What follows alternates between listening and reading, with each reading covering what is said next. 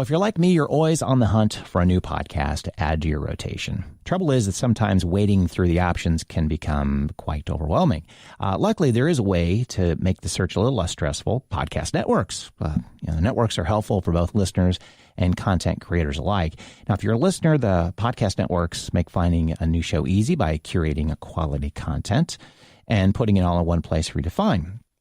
Plus, on the other side, if you're a content creator, then being a part of a podcast network can help increase your revenue and broaden your listener base. And as the podcasting business continues to grow, more and more podcast networks are launching.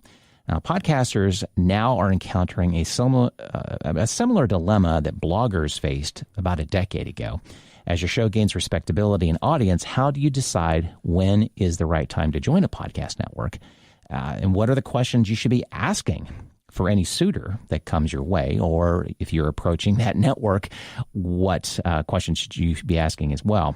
Podcast networks are looking for podcasts that are up in the tens of thousands of downloads, multiple times over.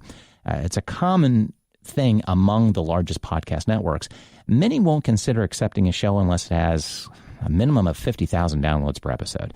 Given that most advertisers are chasing scale and buy ads based on CPM, some networks feel it's not worth their while to take on smaller shows. Well, my guest for this episode found this approach frustrating. There were many podcasts out there, including his, that he managed to achieve a high degree of quality without meeting that gold standard, quote unquote, of the 50,000 download threshold. It seemed like there may be an opportunity for a network to target these mid-tier shows. With me is Chase Smith. He coordinates and owns a podcast network called Press Play Podcast. Right now, it's a network of 5 podcasts. It's available at pressplaypodcast.com. I'm going to read a little bit from the About page. The Press Play Podcast Network exists to empower hosts and create high-quality, professionally sounding, engaging content for its listeners. At P3, I love that, we pride ourselves in helping bring your vision to reality by providing you with the proper tools and support to make your show a success. Whether you're a podcast veteran or diving into the medium for the first time, we will walk alongside you and help you get your show on the air. Chase, thanks for being a part of the podcast. Brett, thanks for having me on, brother. Sure. So, hey, let's talk about the beginning of this. How did P3 begin? P3 began with my personal podcast and the Cleveland Browns podcast that I host. Okay. I've been all in on podcasts since 2006.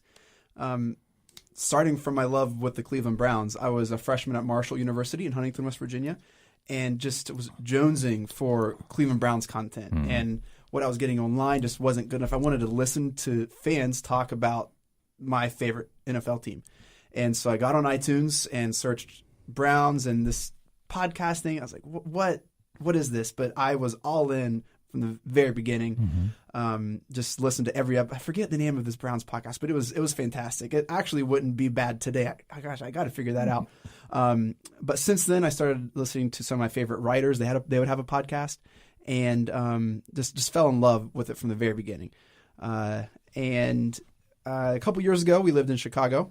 And I took classes at Second City, which is a comedy theater, at I.O., which is another comedy theater. And I kind of used my experience working with audio for 10 plus years, speaking in front of people, and the writing training that these other theaters offered, and started my own podcast with some of the people that I knew in my own personal network.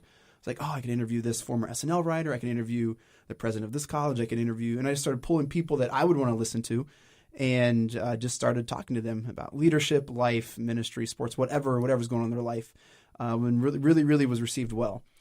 And August of 2017, I was continuing with my podcast, and I wanted to do a Cleveland Browns season preview, partly because the Browns podcasts that were offered at the time weren't whetting my appetite. The quality wasn't great.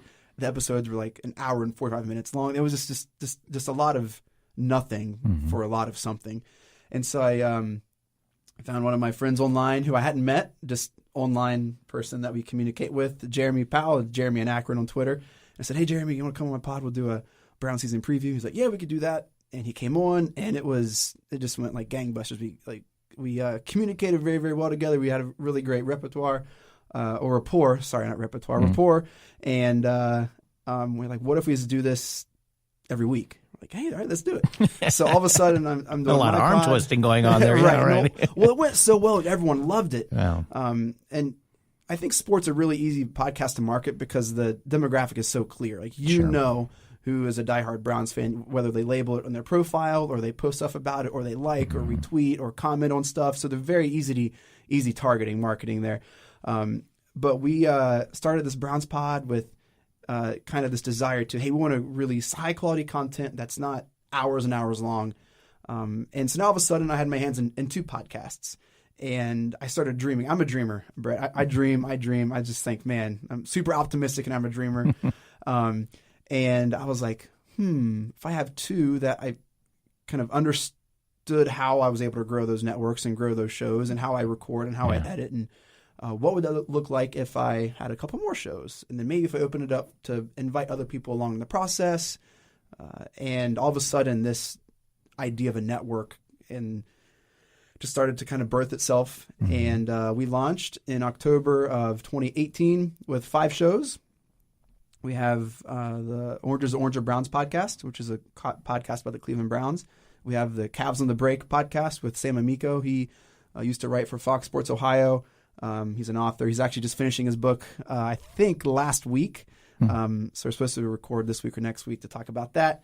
That's about the Cleveland Cavaliers. We have a Cleveland Indians podcast, A Swing in a Tribe, which is all about the Cleveland Indians. We have my personal podcast, the Chase Smith podcast, and we have a Cleveland college football podcast called the Tim and Shipe Show, college football podcast. Okay. And so right now, our current shows do focus around sports and a lot of Cleveland sports, but we just started. Honestly, Brett, it was a lot of like what I love, like what do I want to listen to? Yeah, sure. What interests me, and it just kind of went from there. Right. So that makes sense. Official launch was October of 18, and it's been a good, I guess, 6 months. Has it been? Now it has been. Yeah. At this recording, we're in April. So, yeah you're right there. Woo. Exactly. So, strategy for growth. Obviously, you've put some thought into, sports. It's good. We've got all the sports teams covered now in Cleveland.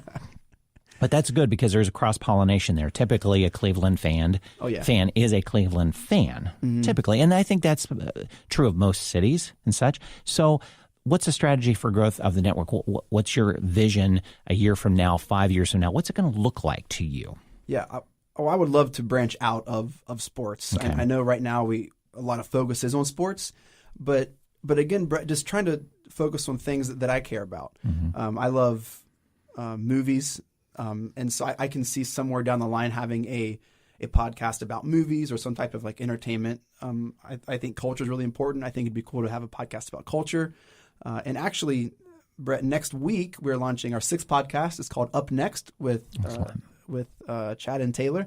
And in this podcast, it covers all original content from Netflix, Hulu, Amazon Prime, HBO, Disney Plus or Apple Plus, whatever streaming content is available and whatever original content they come out, not network, not cable, like original streaming content. Chad and Taylor are going to break these shows down. They're going to help you decide what should be up next in your queue, how to explain these shows to your grandparents, what they liked, what they didn't like, all these things. And if you really, really love Stranger Things or any new show, like, oh man, hey, why is Homecoming getting a lot of people are talking about Homecoming? What is that? You can check it out with this podcast. Man, I've never heard of The Marvelous Miss Maisel. They want some Emmys or like what's going on? Well, hey, we'll talk about it on Up Next, which I think there's a really huge market for there. Oh, yeah. Which again, love, just consuming media. So yeah, I think it'd be cool to maybe dip our toes in politics. I don't know, but I think the growth is just going to be like what I enjoy, what do I want to listen to, what interests me, and then people who come on board and they're able to communicate their idea. Like that's the thing too. Like with our network, what we want to do is make it easy for someone who has no idea about podcasts to start a podcast. Okay. If they are passionate enough about a topic that they reach out to us, then we want to be able to come alongside them and help them with their idea. So yeah, that's kind of what I guess the next couple of years is going to look like. You can't predict the future, but I would love to see a podcast about movies, a podcast about culture. We're going to have TV 30-minute podcast, releasing next week, which is exciting. When you're looking to expand the network with the different genres that you're talking about podcasts that may exist today, may not exist today, but they will in 6 months. It could be somebody or it could be someone looking for a network as well. So let's say that you found that right one that you want to bring on. What's your conversation like to them, that they have a podcast that does exist, and then we'll turn it into somebody that doesn't have one yet and talk to them. So let's go first that have an established podcast, and it could be 5 listeners. I don't care what the number is, but they have one that fits you like. Yeah. It's like, I want to bring you on. What's that conversation like with them? It's funny, Brett. It's they're intrigued by the idea of being part of a network. Okay. And they don't really, a lot of people don't understand what that is, don't understand what being part of a network can offer. And so it's kind of like dating. You're kind of just like trying to feel the other person out. Like, well, hey, Chase, tell me about like what would happen if I joined the network? What does that offer me? Like what's in it for me as a podcast host with my show that I've put a bunch of work and time and energy and resources and like mental capacity to? Like what's in it for me? They want it to be a two-way street, and so do you, of course. You get as much benefit from being the network as I get from you being part of the network too. Okay. So I try to make expectations clear. I don't want them to think that this is going to be the magic elixir that makes their podcasts like number 1 on the charts or reach the top 200 or whatever. So I want to like make sure the expectations on both of our ends are very clear. I think being a part of a network, and this is what I would tell them, it gives them credibility in their field. And I think part of podcasting is what can we do to separate our podcast from other podcasts? It's kind of like a blog. Anyone can have a blog. Well, anyone, if they know how to use Google, can understand how to start a podcast. And so the game becomes, what can we do to make your show stand out and unique?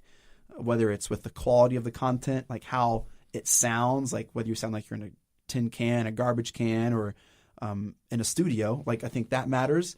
Having a awesome graphic, having a really intentional and specific roll-in or intro music that's not 45 seconds long and it's not 2 seconds long. You're finding that perfect medium. And then understanding that content does matter and what you provide does matter. And so just being able to explain, hey, like a network gives you credibility. It's telling your listeners that there's a group of people somewhere that deem this podcast awesome and they want to be associated with it. And so if there's 4 podcasts about office printers, I'm just exactly random, sure. I would be more likely to see a office printer podcast part of a network. Like, oh, okay, then maybe the host has some credentials, or this has some weight to it more than just John Doe's podcast or whatever. Yeah, this sure. podcast. Yeah, exactly. And so be able to communicate that probably a little more clearly than what I just did here. No, it makes perfect sense that there are lots of podcasts about printers. Sure. We'll go with the same the same example. Yeah. But the weight comes in that you decided they were good enough that you wanted to be a part of P3. Yeah. Yep. Basically. Yeah. And so kind of giving the host a stamp of approval, right? Like, oh, hey, okay, you do have something to add to this field and you're part of this network. And so that makes your podcast stand out. Being able to use the reach of the current shows in the network, I think, is appealing to other hosts, and they want to be a part of that. One thing I've seen, Brett, pretty early in these date questions, right, is, how do I earn a sponsorship, or how do I, start earning money from my podcast? And the fact that our network has, acquired some sponsorships and partnerships with other business, like respectable businesses, I think that can be attractive to potential hosts as well. Whether how we communicate to them, what packages we offer, or what that looks like. We would provide like those tools and that kind of skeleton and that kind of foot in the door with these businesses for a podcast to attract sponsorships. Sure. Okay. Well, let's go the other direction. That there's a couple of people want to put a podcast together. Certain genre. It makes a lot of sense. It sounds good to you. It's like, I like that topic. Yeah. What's that conversation like then? Yeah. It doesn't exist yet. Yeah. So as the president, CEO, whatever you want to call it, of the network. It's right. Like I want to just acquire assets. I want the network to grow. Kind of my initial goal was to do one new show a month. And here at month 6, we have developed 2 fully that when it came to signing the contract and recording, they just kind of realized it wasn't for them, which is totally fine. Yeah, you bet. And better to realize then than yes, 6 months down the road. Right. Sure. We were able to relaunch another one. We had to switch some hosts, and then we're, like I said, launching in our Up Next podcast next week. So I'm always open to talking, having conversations with hosts, just trying to, one, add to our portfolio or assets, and also branch out of sports too. So I'm always willing to have a conversation. But someone who has never spoken in front of a microphone or understand anything about the process, we would come alongside them and, as long as their show is with us, walk hand in hand and make sure that every question is answered, that like in the mailbox that they receive whatever equipment they need, whatever microphone. We provide, training on how to use the equipment. And then for someone who has never done this, we also provide graphics and roll-in and all of that stuff for them. So we only want them to focus on content. Mm-hmm. We take care of all the back-end hosting, all of logistics. We take care of all of that. You just focus on, coming up with an outline and kind of like a 7-episode idea of what you want this to look like. You focus on that. We will take care of all the other logistical, technical stuff of the podcast, and we'll train you in how to do what you want to do. So for someone who has, it's a very different conversation. Oh, for sure. And that's why I want to ask, because it is 2 different pieces, because one that's established has gone through that 6-month, year, 2-year growth of getting it down. Yeah. Put it that way. And those that are looking at it going, that sounds fun. I love this TV show. I want to do this. Yep. That's great. Yeah. But. Right. And where I've found the most success in conversations is not so much, hey, bring your show on with us. It's more of, hey, our network has this idea of a show. Can you come on board with us and host it for us? Mm-hmm. That's where I've seen the most kind of positive 2-way conversation, where the most trust is built, and there's kind of this mutual excitement for this idea. And so that's kind of where this Up Next all about these original shows kind of was able to, I think, get to the point where it is today, where they're going to be released with 3 episodes and all this stuff. So it's going to be good. We'll get back to the interview right after this. With over 600,000 podcasts available, your podcast needs to stand out immediately. By working with Circle 270 Media Podcast Consultants, you get the 1-year advantage. Your first episode will sound like you've been podcasting for a year. The podcast consultants at Circle 270 Media have over 35 years' experience in digital and traditional marketing, content creation, audio production, recording, and broadcasting. We strategically bring these worlds together and consult businesses who are implementing podcasting into their marketing strategy to grow their brands and businesses. Own your story. Engage and interact with your customers and clients. Grow your brand and business with your own podcast. For more information about Circle 270 Media Podcast Consultants and how we can help your business begin or better implement your current podcast into your marketing strategy, contact me at podcasts@circle270media.com. Now let's get back to the interview.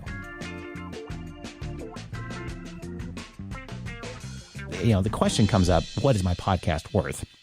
And to me, it's a surprisingly hard question to find an answer to. Establishing what the real-world value of a podcast is should be hugely important to all of us, you, me, as an industry, in developing our shows, pitching to networks, investors, and maybe one day exchanging one of our babies for that sweet, nectar of big cash, so we can do this full time. All the big cash. Exactly. Well, there's been a lot of discussion in the media about this for years. There's one piece called the monocle model. That is, if your readers or your listeners are rich enough, it doesn't matter how many you have, and the same applies to podcasts. Again, it kind of goes both with blogs and podcasts. But if you can demonstrate the industrial lobbying power of your listenership, or that they fulfill certain demographic requirements for purchasers, you'll be able to get in the driver's seat. By and large, though, the equation is sadly that 100 listeners on Wall Street will be worth more than 1,000 rural households usually. Mm-hmm. But you can take a look at it too as, is 250,000 subscribers worth $1 million by default? I mean, there are newspapers that have a 250,000 weekly circulation that wouldn't hesitate to put $1 million on it. Right. So, I'm increasingly obsessed with reminding people that of the value of the intellectual property, just as you're putting together, and that the product we have in podcasting, its branding, your shows, your feeds, your archive, it's worth something. So, looking at it and talking about it that way, what's been in the back of your mind and maybe in the forefront too, the growth of sponsorships? You just mentioned you got a couple of new ones, which is great. Congratulations. Because it's hard work. Yes. It's a lot of hard work. Yep. And it doesn't stop when the sponsor signs the dotted line. Right. That's actually the beginning. Yes. Because it's a whole different relationship. So what's been, your strategy for the growth in sponsorship so far? Well, I think the question, how much is a podcast worth, really fascinating, because I think it is, isn't it? Yeah. worth a different amount to different people. Yep. Yeah. Like those 100 Wall Street listeners might not give a rip about the podcast about dishwashing soap. Right. But if it's about a yacht and yeah. yachting, yes, 100 will pay for that podcast and the yacht. Right. Exactly. Yeah. Exactly. And so, but I think one of the appeals of a podcast, Brett, is that you can find it about anything. Mm-hmm. I don't have to listen to a 60-minute radio show just for a 3-minute segment on the Browns. I could listen to a 60-minute segment about the Browns and a 3-minute spot about this bottle of water, like an advertising spot. And that is, I think, appealing. And a Browns podcast is worth infinitely more to a Browns fan than a Arizona Cardinals fan. Like, so I think even that question is just really, really interesting. Mm-hmm. And because podcasts are so pointed and so like one lane focused, right? I think it's a blessing and a curse. With it being so one lane, you can really target potential sponsors and really be able to market and sell your podcast to people. Whether so, for instance, our Browns podcast, all of our listeners come from Columbus to Canton to Cleveland, pretty much all up. I think that's 71, right? I don't know. So all through 71. Last season we had our presenting sponsor called The Place, and they sold hot tubs, spas, fireplaces, grills, and they had this huge lot just right on 71, and they were able to move products, and it was great because they sell tailgate, it just like made sense. They're not a new sponsor. I was just like, as an example, the ones that we just signed. It's been a great week. This week was Aligned Health Center, and they work on rehabilitation, sports, like working with chiropractic with your spine and body and all of this like great things. And they're kind of all around. They have two branches, kind of in between Cleveland and Canton. We also work with GV Art and Design. We just signed that today. It's a t-shirt company. Mm-hmm. And so we're not signing sponsors that will have no success reaching Browns fans. Like we wouldn't do that to them. We wouldn't try to like just take their money. We want to work with people who do have an appeal to Browns fans, whether it's with Browns t-shirts or Cleveland t-shirts, or this like, oh, okay, so if most of our audience is 20 to 35-year-old men or, 30 to 50-year-old men who might want some testosterone injections or to work on their back because they pulled at mowing or whatever. Mm-hmm. Well, checked out a Lion Health Center. So, like, I think you have to be really strategic in your conversations with sponsors as well. And I think you have to be cognizant of and respectful of as well your listeners. Yes. Is there even a connection with this product, this service that is now coming on board? Yeah. One of the things we did that we saw the most success is for our live show. So last year we did a live draft show. We had the number one pick, and we went to a restaurant. They reserved it for us. We blew it out. It was great. And we asked our sponsors to come and kind of have giveaways and just be a part of that with us. And that was incredible. People loved it. And that it just was a great way to help the sponsor know, well, hey, like we're getting something out of this. And the people feel like, oh, I'm getting something free. And it was just a win-win-win all around. The restaurant was packed all night. So it was just, plus the number one pick, Baker. It was great. It was great. We had the number 4 pick last year as well. There's nothing like a live show. No, it was a ton of fun. It was a ton of fun. You bet. That was a ton of fun. This year we don't have a draft pick in the first round, so we actually can't. We're going to do it again. We canceled it because we traded for OBJ, and that was insane. So yeah, it's been great. It's been a great week, and I think this is where I think radio's in trouble. Now I don't have a history in radio other than listening to it growing up. I haven't listened to it in I'm not going to tell you how long, Brett. Right. I know. It's kind of a time factor that, I've actually found what I like on my phone versus in the car. Oh my gosh, the radio in the car. I know someone's daughter, they were in a car and they were listening to the radio, and the daughter said, "Oh, Daddy, hey, go back and play that song again. What was that one? I like that one." He was like, "Hey, I can't do that. Sorry. No. This isn't on my phone. This is the radio." It's like, "What's that?" So even kids are just like, "What is this concept of why can't I control this? Like, what is that?" Right. But what was my story other than we got on how the demise of radio and I got all confused? Yeah, no, it's okay. No. I think radio, and I've got a previous episode talking with Steve Palmer, who is the host of Lawyer Talk, as well as Dino Tripodis, who is a former on-air personality and has a podcast, Whiskey Business, talking about, how radio is, again, radio will survive. Mm-hmm. And our discussion was about, have they missed the boat? Are they actually in the boat for podcasts? How are they looking at it and such? I think some large conglomerates are probably aggressively doing it well, but their definition of a podcast may be a little bit different than what we are talking about. Yeah. It's more of a repurposing best of. But they, and I'm talking specifically iHeart, but they do have some original content, and they're putting original content, whether they're buying the original content or, starting to create their own.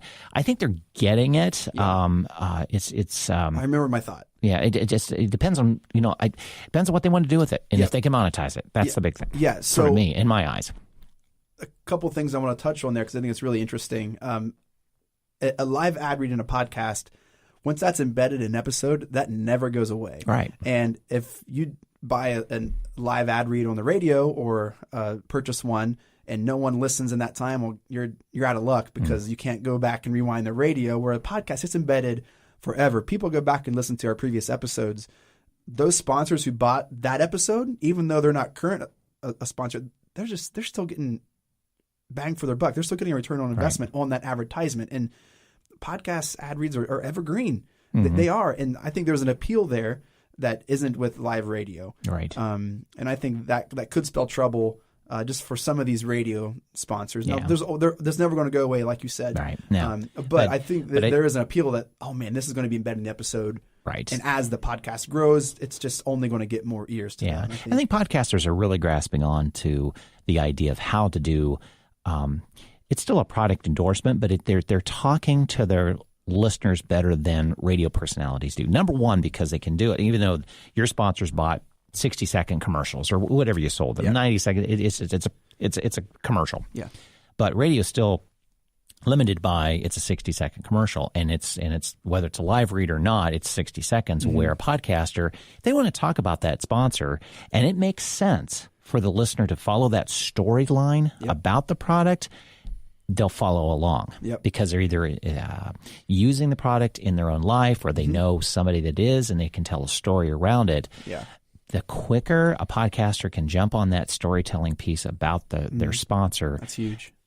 That contract will be renewed year after year after year. Yep. Now, I want to flip this around a little bit, Brett, because the normal podcast isn't the 50,000 download threshold. It's not. That is top 2 to 3% of all podcasts are even that kind of number. Right. Most of them, I think, what is the average? 50 or it's something? The average, last numbers I had heard, about 1,000, 1,500. It depends if it's the median or the average. Okay. So that number varies as well, too. But if you're in the hundreds, you're in the ballpark of everybody else. Right. Yeah. And so the other side of this, though, Brett, is if your podcast is 100 subscribers or listens and a radio station's like, hey, can we use your podcast? I think most podcast hosts are going to jump on that and say, heck yeah, use my stuff. And then the host gets to say, well, hey, my podcast is on the radio. Right. And again, anything you can do to set your podcast apart from someone else who's not on the radio gives you a leg up. And even if you're a go-to commentary person, that once a week, the WTAM sports host gives you a call and you're cross-promoting your podcast once a week, just talking about Browns for 5 minutes. You better believe it. You better believe it. If some college station in Akron is like, hey, we have a 2 a.m. slot. Sure, I don't care. Exactly. Right? And so I think there's also this appeal that even though radio seems to be their backs up against the wall a little bit, I still think they have some pretty big guns that they're going to be able to kind of say, well, hey, hold on a second, like we're the radio. Right. We still have millions of listeners in every market Right. that potentially, if I can get you 5,000 of those to subscribe to your podcast, we both win, right? It's like, well, of course we do. And so I think that's where there's there's still a win-win there. that they can say, well, hey, how about you give us some stuff? And Right. I think most podcasts are going to be like ecstatic that they got that. Oh, that for question. sure. Yeah, for sure. Because I think most podcasters are kind of radio wannabe people, kind of. You know, it's the mic thing, it's the tech thing.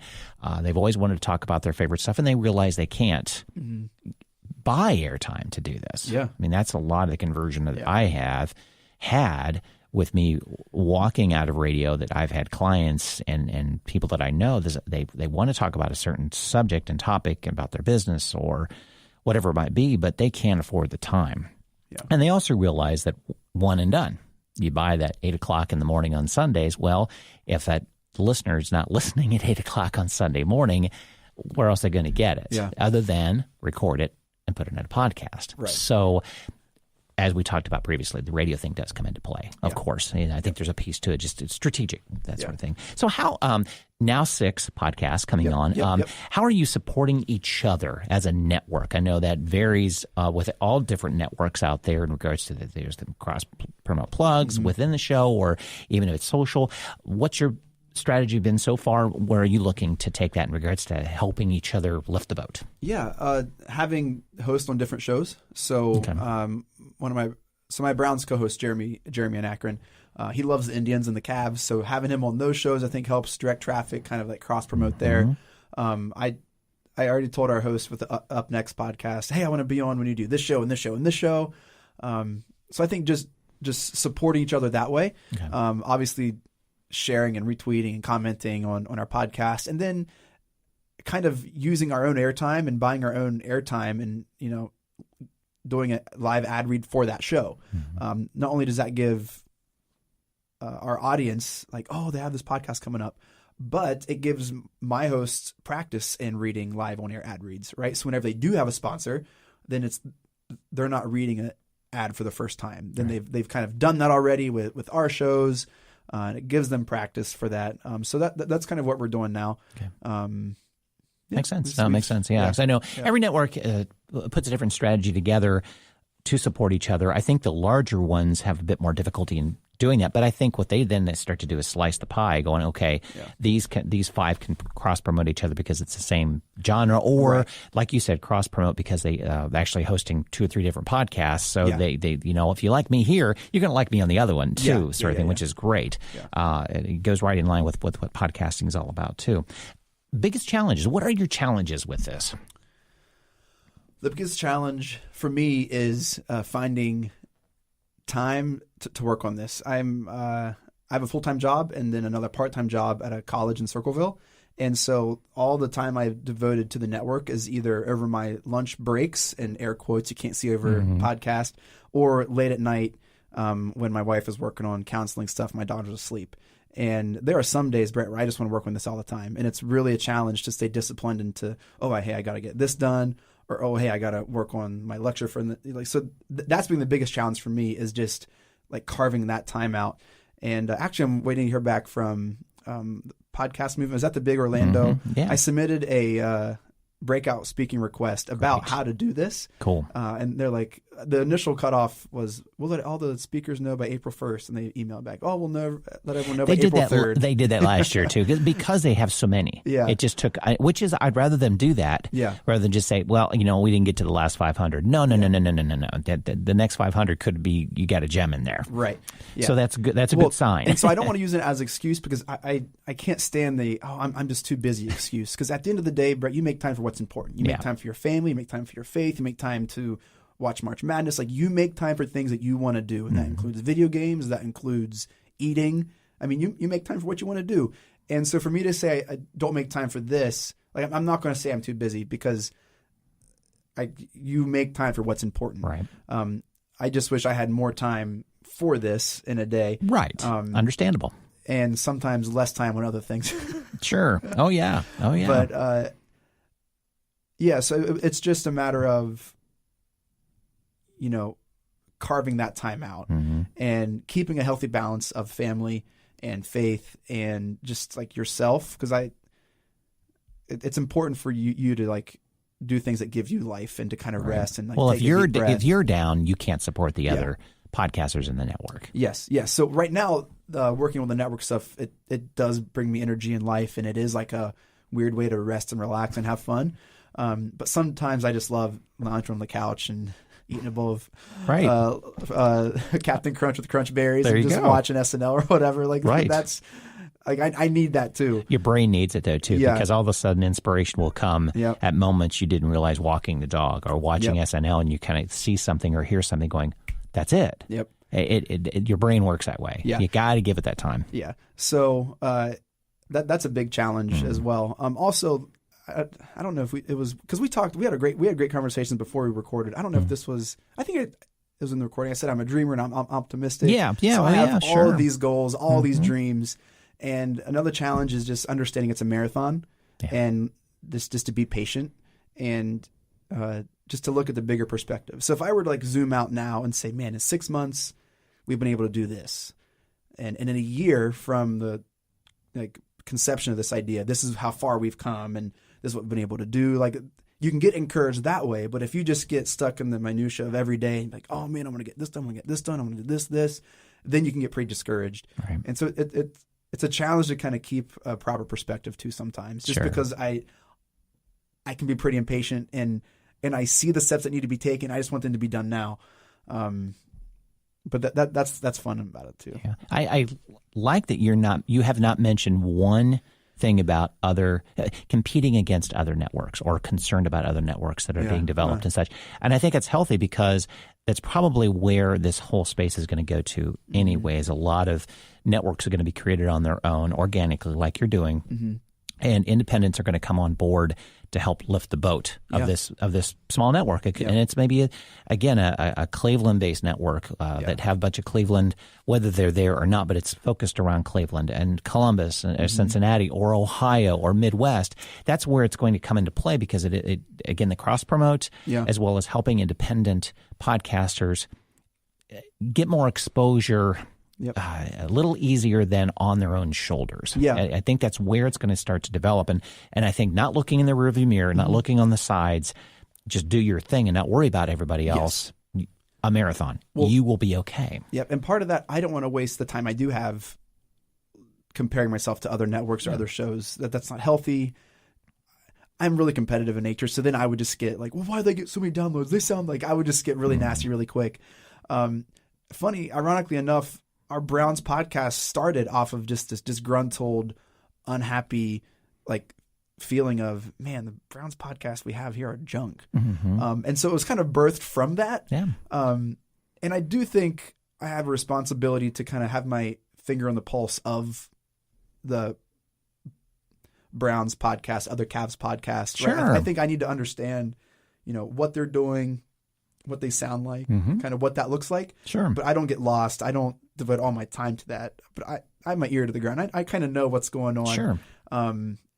As long as you're different, you're offering something different to the listeners, you're never going to lose them to the other podcasts. Yep. That they're doing the same thing. Yeah. As you were mentioning about the Columbus, I think there's a market for a Blue Jackets podcast. Sure. A Clippers podcast. I've two of my best friends, they love soccer. And I want to do a podcast called Corner Kick. I think that it's just like I see it. Like I would love to like get in on that. Cause I think the soccer fans are very passionate, like crazy passionate. And I think it's only going to grow, especially if the Clippers are back. The Crew, I'm sorry. Yeah, Did I say Clippers both times? No, I'm not sure. I was thinking of my next, where I'm going to go with sports in my mind too. But I think our listener knows exactly what you're talking about though. Yeah. A Crew soccer. Again, that's kind of still in the sports realm. But you've got a lane of sports. You kind of know where you need to go with that, and that's a good thing. That's a good thing because I think the topic of whether it's a TV show, movie show, or like you said, up next, is somewhat already self-designed because you're going to be talking about that show. Yes. Of course, then it opens up the gateway. Okay, how do we talk about it? But it is about the show. Yes. So sports has its own rhythm. What you need to talk about. TV shows and movies have the same type of rhythm. Yes. This is how we need to do this. Not formula, but don't go there with it. Right. Go here with it, because that's most listeners are really tuning in for this type of thing when they're trying to find this type of podcast. Yep. Yeah, exactly. Yeah, it really gives the host an opportunity to kind of stay in their lane. Yeah. And again, just make these shows super honed in and focused on, well, hey, the Oscars are coming up. We're going to have an Oscar preview show. Right. Or, hey, instant reactions about who won or who got left out of the Oscars, who was snubbed. Or, hey, let's talk about the crew. They just missed the playoffs. Oh, I don't know. I don't know anything about soccer. Right, sure. When does the season start? Yeah, I don't even know. Right, I know they saved the team. Yeah, exactly. But sports especially really lends itself to these like weekly shows or like seasonal kind of podcasts, kind of answer some of those questions for the host, right? Well, hey, who's my audience? Well, fans of your team. How often do I record? Well, probably after every game. Is there an off season? Well, yeah, you know what I mean? So some of these you can address every very episode simple. differently. Yeah, right. Yeah, exactly. Okay, so contacting you. What's the best way if they have a podcast already or if they have an idea now listening to this podcast going, I got to get a hold of him. I have this great idea. I know he's going to love it. Yes. What's the best way to contact you? PressPlayPodcast.com. Another way to set your podcast apart, I know we're kind of jumping around here, but being part of a network and having a website, having your picture up there, little bio, again, just makes you feel good and sets you apart. It's going to sell you as well. Yeah. As being approached. It's like, okay, what have you got already? Yeah. PressPlayPodcast.com. You can check out our existing shows, and you can reach out to us there. You can find me on Twitter at the Chase Smith. You can follow the network on Twitter at PressPlayPods. And that's probably the best way. Cool. I love Twitter. I'm on Twitter all the time. So Twitter might be the easiest direct way to my phone. Cool. Right now. But Good. Well, again, if you've got one or you're thinking about a podcast, get a hold of Chase. I throw in the idea at least, and see where it might land. But I think again, if you're a podcaster, not part of a network, it's probably something that needs to be on your radar. Well, thanks for being a guest on Note to Future Me. I really appreciate it. This has been really insightful. I've not delved into networks and talked about that, and so this has been a really fresh topic. And again, I think it's, as I mentioned just earlier, something independent podcasters need to be really taking a look at. Be prepared. It's probably a really good road to look at and choose wisely, but do some investigation into it. Who's developing up, and entrance strategy, exit strategy.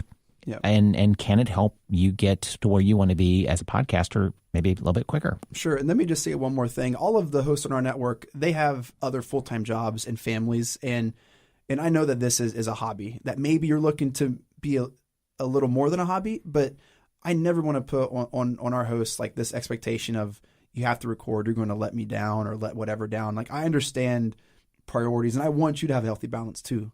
So part of my job is to help you take your idea or to help our idea get somewhere. But I also want to make sure that you have proper boundaries and you don't get burned out in the first month because you're all excited, and that your family doesn't hate you or hate me because you're doing this. And so that's been a lot of fun on my end, just to kind of help our hosts hear my heart, and that, hey, like, I love what you're doing. I love this, but like, here, I just told Britt and Mike, hey, find a week the next couple weeks to take off, because part of our like launch strategy, we have all these things to do.